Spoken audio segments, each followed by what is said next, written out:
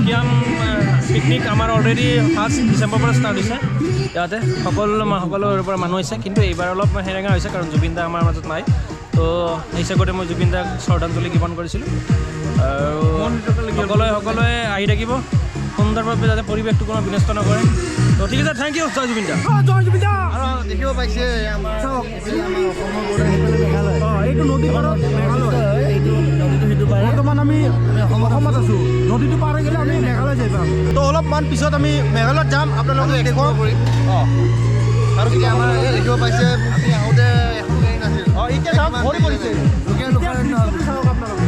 গাড়ীয়ে গাড়ী হৈ গৈছে চাওক এই মোক এটা আমাৰ এই অসমীয়া চিনেমাৰ দেখিলোঁ আৰু এটা কথা বিশেষ এটা ঘোষণা কৰিম আমাৰ অসমীয়া চিনেমাৰ অভিনেতা হিৰো এটা আহিছে আমাৰ এই চন্দন দা